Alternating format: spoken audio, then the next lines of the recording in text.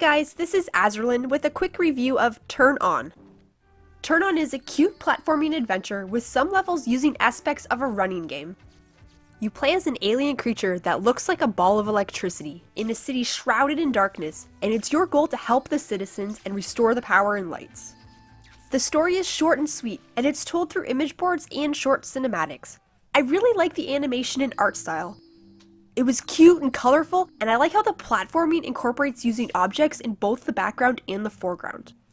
You travel along the power lines and telephone poles, jumping from one to another to bring power back to the city. There are two styles of levels in the game. One is a more casual platformer, and the other has some aspects of which you would see in a runner game, similar to Temple Run or Bit Trip Runner.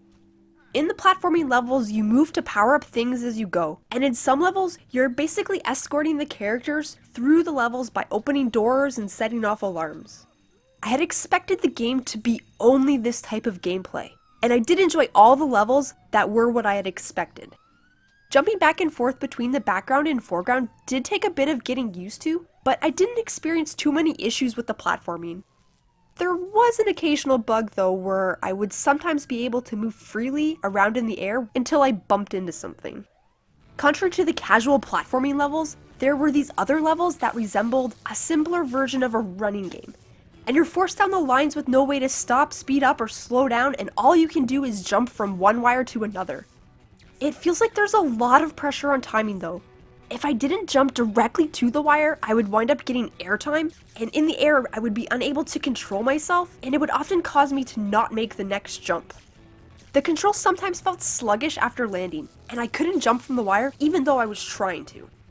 Fortunately, there were more platforming levels than the runner levels, but I spent a lot of time dying repeatedly on these runner levels. I don't like runner games, and I admit it's partially because I just plain suck at them, but I really hated these levels.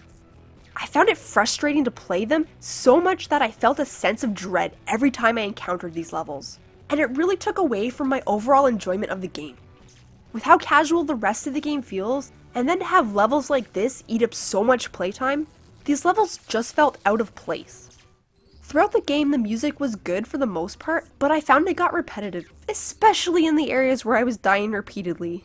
Some of the sirens and other sound effects were a bit irritating, but at least you can adjust the volume for those. The game took me about 4 to 5 hours to complete, with at least an hour and a half of dying repeatedly. While it wasn't the most frustrating game I've played, I would have probably skipped on playing the game had I known about these runner levels. At the same time though, I really did enjoy the other parts, so I've got really mixed feelings about this game as a whole.